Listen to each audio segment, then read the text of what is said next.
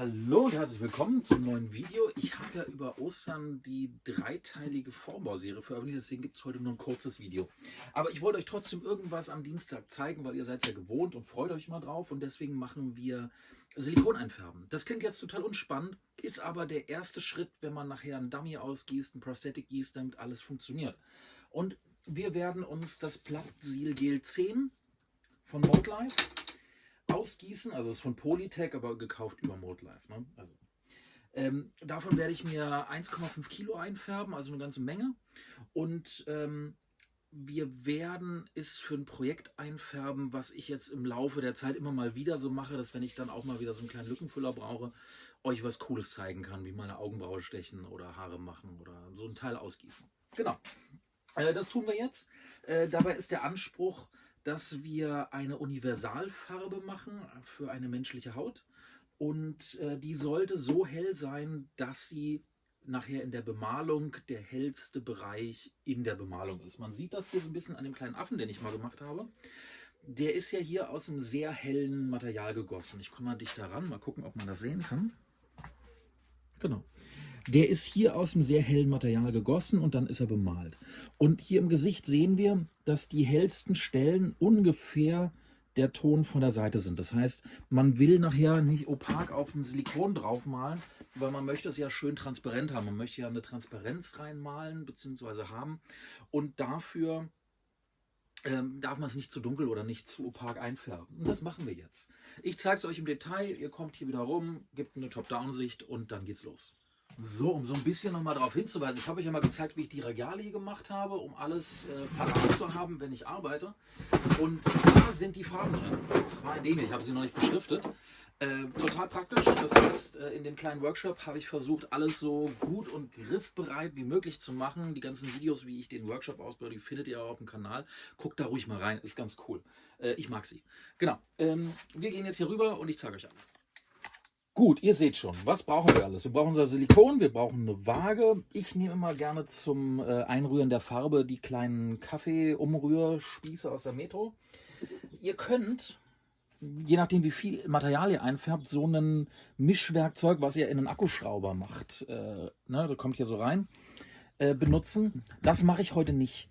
Die sind total praktisch, allerdings sind die bei mir für die Keramik und ich möchte die nicht mit Silikon kontaminieren. Deswegen ist das raus. Ich nehme mal gern Handschuhe, weil man saugt sich gern ein und dann brauchen wir unsere Farben. So, da die Farben bei mir in diesen Containern irgendwie immer ein bisschen schmutzig sind, frage mich nicht warum, ziehe ich mir jetzt schon Handschuhe an. Und wir nehmen uns unsere Farben raus. Jetzt ist so immer die große Sache, es gibt ja ganz viel Vorgefärbtes. Ich benutze immer gerne Kaupo oder Troll Factory. Die haben auch Farben fertig. Hier zum Beispiel, wo haben wir denn? Das hier ist der Flashtone. Mein Problem mit den Dingern ist bloß, dass der halt orange ist. Und wenn man nicht gerade Donald Trump machen möchte, finde ich ihn einfach nicht gut. Und da gibt es einiges. Das heißt, ich benutze eigentlich keine selbst angerührten, ich benutze eigentlich keine vorgefertigten Farben. Was ich früher öfters mal benutzt habe, waren hier die Fuse FX Farben. Das ist nicht schlecht, wenn man kontinuierlich Sachen macht. Zum Beispiel, ihr habt einen kleinen Online-Shop und möchtet Prosthetics verkaufen in verschiedenen Farben. Und dann könnt ihr hier relativ gut die immer wieder gleich einfärben. Da macht man auf, ich glaube, 10 Gramm oder 30 Gramm, hier auf 10 Gramm macht man 3 Tropfen. Das ist natürlich eine coole Sache. Aber im Normalfall finde ich sie zu grau. Und deswegen mische ich mir eigentlich gern meine eigenen Farben an. Heute haben wir keine Vorlage dafür. Deswegen nehme ich immer meine Haut und zwar hier im Inneren des Arms. Im Normalfall habt ihr eine Schauspielerin oder einen Schauspieler oder jemand, der dem Ganzen zugrunde liegt. Und da versucht ihr natürlich so einfach wie möglich an den Farbton ranzukommen. Dann gibt es hier noch so eine lustigen Sachen wie Purple und Cayenne und all sowas. Das benutze ich alles nicht. Da habe ich meine Lektion gelernt. Weiß brauchen wir als Basis, damit es nicht komplett transparent ist. Dann haben wir das normale Rot. Blau ist wichtig und Gelb. Das sind eigentlich schon alle Farben. Ich nehme immer noch einen Grün dazu. Hier ist Gelb. Ach, Gelb ist fast alle bei mir. Ne? Da seht ihr schon, mit Gelb wird viel gearbeitet. Ich glaube, ich habe gar kein zweites Gelb mehr da. Da müssen wir mal gucken. Das kriegen wir schon hin. Ich habe noch hier das von Troll Factory. Das ist mir ein bisschen zu Das geht so ein bisschen über so ein Braun, so ein Ocker eher. Aber läuft alles. Kriegen wir trotzdem hin.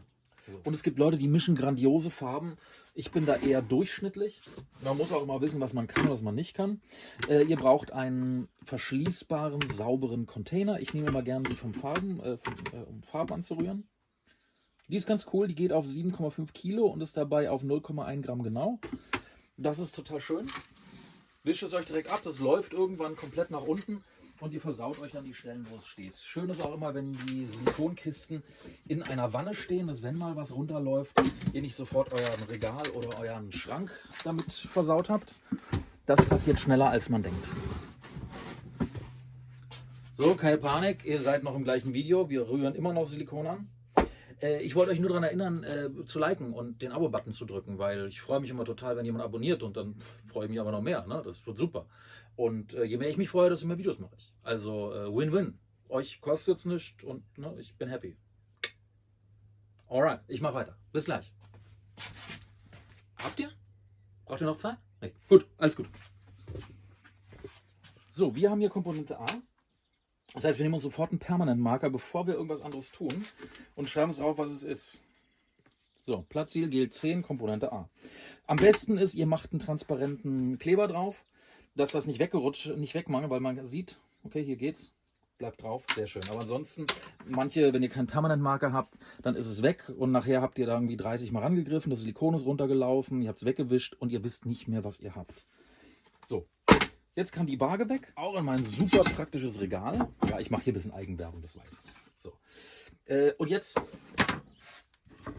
kommt Küchenrolle auf den Tisch. Und dahinter kommen eure Farbtöpfchen. Gelb ist leider alle bei mir, ein bisschen was kriegen wir noch raus. Das nehmen wir auch mit. So, blau brauchen wir so gut wie gar nicht, eher wenig. Ich nehme dafür immer gerne noch ein Grün mit dazu. Es ist nicht ganz so hart wie das reine Blau. Das heißt, man versaut sich gerne mal mit Blau so eine Farbe komplett. Und deswegen nehme ich gerne das Grün dazu und dann habt ihr das Weiß. So. Was ich jetzt hier tue, basiert auf Erfahrungswerten. Sehen wir das? Ich mal da rüber. Ist vielleicht gleich ein bisschen schlecht beim Mischen, da gucken wir. Aber ich glaube, es geht. Okay. Wir fangen mit Weiß an. So.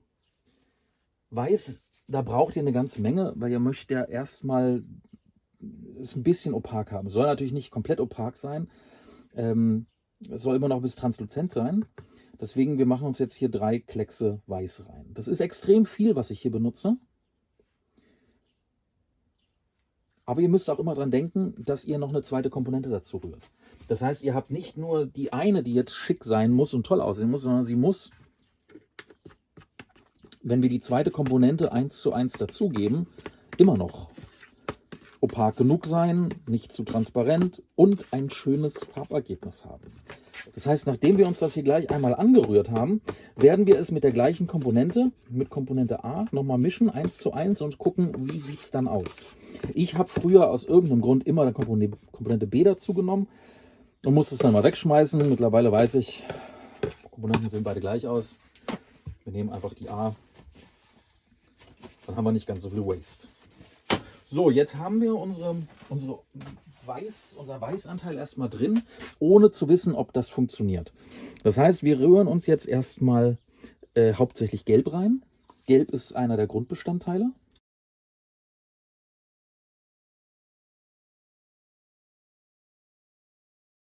Gelb haben wir reingemacht. Als nächstes nehmen wir Rot. Rot ist immer extrem intensiv. Da kann man leider nicht viel nehmen. Und das ist auch oftmals eine Farbe, mit der man sich versaut. Da würde ich maximal sowas hier nehmen. Und auch nicht alles. Erstmal nur einen Streifen rein. Das legen wir uns jetzt wieder hier hin. Das können wir nachher weiter benutzen. Und jetzt beim Blau ist es genauso. Im Prinzip wische ich das Blau komplett ab und gehe dann einmal rüber. Wahrscheinlich ist das schon fast zu viel, aber wir werden nicht mit dieser einen Farbmischung auskommen. Wir werden uns das jetzt hier einmal verrühren und dann weiß man mehr. Im Idealfall habt ihr einen Farbkreis neben euch liegen und wisst genau, dass wenn ihr Gelb habt, was ihr dann reinrührt oder wenn ihr zu viel Rot drin habt.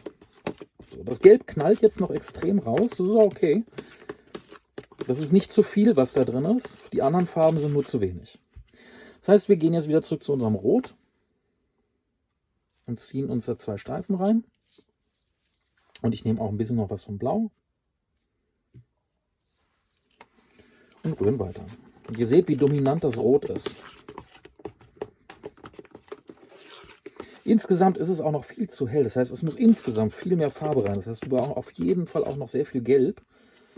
Wenn man das sich jetzt mal angucken würde. Ihr seid hier meistens am hellsten im Arm. Das heißt, wenn wir uns jetzt hier mal so ein Stück nehmen und hier auf die Haut machen, seht ihr, wie weiß das noch alles ist. Also da ist so gut wie noch nichts an Farbe passiert, obwohl wir da viel reingerührt haben. Wenn ihr jetzt wie ich hier mit dem Silikon, also Silikon auf der Farbe habt, nehmt die bitte nicht mehr. Ihr könnt die gerne abstreifen, dass ihr den Rest dazu nutzt, aber macht die nicht wieder hier rein. Nehmt die andere Seite oder knickt euch das weg. Das kommt weg und ihr habt hier nochmal was. So, wir haben aber jetzt ein bisschen Rot reingemacht. Das verrühren wir erstmal, damit wir einmal wissen, wo wir stehen. Da mir Blau immer ein bisschen heikel ist, nehme ich jetzt einen kleinen Tropfen Grün. Der tont alles runter. Da könnt ihr hier sowas nehmen. Also da müsst ihr nicht mehr so wie beim Blau gucken, dass ihr versucht, nur noch einen zarten Hauch zu benutzen, sondern da kann man ein bisschen mehr nehmen.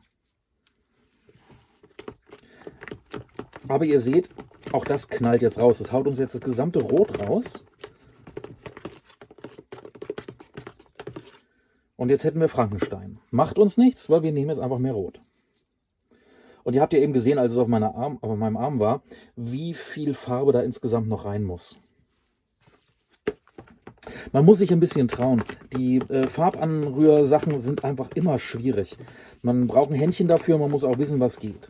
So, jetzt haben wir hier so einen leichten lila Ton, also leicht, ne? Jetzt ist es hier so ein lila-grau. Das Grün zieht immer ein bisschen über Grau, wenn es die Rottöne neutralisiert. Und jetzt fehlt uns wieder Gelb da drin.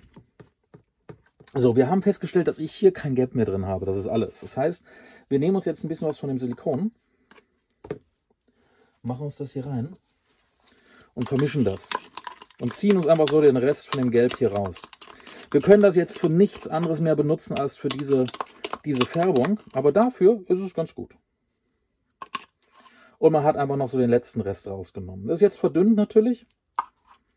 Also da müsst ihr auch dran denken. Das ist jetzt nicht so, wie wenn ihr davor einen Tropfen reingemacht hättet. Und Kaupo, falls ihr das hört, ihr könnt mich auch gern sponsern bei sowas. Nee, im Ernst, könnt ihr. Also gar kein Thema. So, hier wird jetzt gerührt. Ihr seht,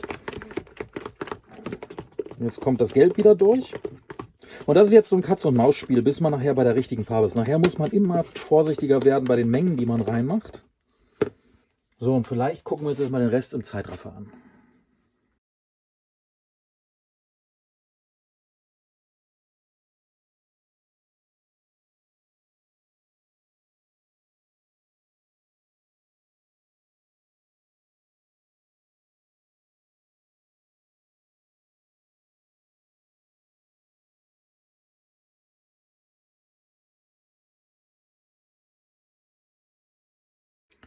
So, ein bisschen was passiert. Das ist jetzt immer noch viel zu hell.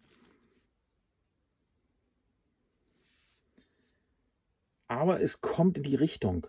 Ich bräuchte natürlich noch Rot hier drin für mich, beziehungsweise hier Blau-Rot, was in der Richtung. Aber das kann ich mir reinmalen nachher. Das heißt, ich würde jetzt hier nicht viel an dem Farbton noch ändern. Ich finde ihn für meine Bedürfnisse ganz schön. Das muss natürlich auch jeder selber wissen, mit was er gern mischt und arbeitet. Ich kenne viele Leute, die einfach sehr gerne sehr rote Farben sich anmischen, weil gerade bei Prosthetics ist es oft so, oder ist es, weiß ich gar nicht, ob es heute noch so ist. Früher ist es auf jeden Fall viel so gewesen, dass wenn man einen Farbabzug im Film gemacht hat, dann hat der Farbabzug es geschafft, die Farbe aus dem Prosthetic zu ziehen, aber nicht aus der Haut. So.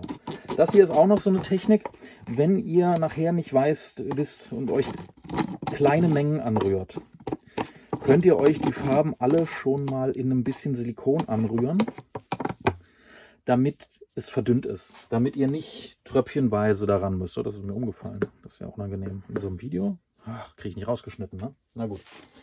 Wenn man 1000 Sachen zeigen will, dann ist sowas normal. Und wenn wir jetzt hier mal so einen Rotton nehmen, Den hier rauflegen. Den abzumattieren finde ich schwieriger als in den hellen Ton. Das können wir mal daneben machen. In den hellen Ton in Rot einzulagern. Das ist einfach Fakt. Für mich. So. Das ist jetzt unser Farbton in AB gemischt. Und der ist ganz okay. Ich würde ihn gar nicht viel opaker machen. Man sieht, wenn man ihn jetzt ein bisschen verlaufen lässt, dass hier jetzt anfängt langsam die Farbe vom Spachtel durchzukommen. Ihr könnt Folgendes tun und macht euch hier einen Strich drauf. Dann geht ihr hier rein und guckt, ab wann sehe ich den Strich. Dann wisst ihr nämlich, ab jetzt würde ich ihn sehen. Das hier ist ungefähr 1 Millimeter dick. Ab jetzt schimmert er durch. Ich zeige es euch ein bisschen dichter. So. Erkennt ihr es? Hier schimmert er durch. Das heißt, wenn ich Haare steche, verschwinden mir die erst ab dieser Stärke. Das ist okay für mich. Aber ist, wenn man flach sticht, kann es ein Problem sein. Das zeige ich euch in einem anderen Video. Aber so kann man mal rausfinden, wie opak bin ich, was decke ich alles ab. Das war das Einfärben vom Silikon. Ich hoffe, es war nicht zu langweilig und ihr konntet was mitnehmen. In den nächsten Videos zeige ich euch dann, wie wir den Dummy gießen, wie wir die Augen machen, wie wir die Platzhalter einsetzen, wie wir dann rausholen, patchen, Farbe machen, Haare machen, finishen. Also insofern. Also ich hoffe, das wird ganz lustig. Und das kleine Tutorial hier fürs Einfärben hat euch geholfen, wie man aus den Grundfarben das zusammenmischt. Legt euch immer einen Farbkreis daneben. Und ich hoffe, es war unterhaltsam. Gut, dann bis zum nächsten Mal. Ciao. Achso, und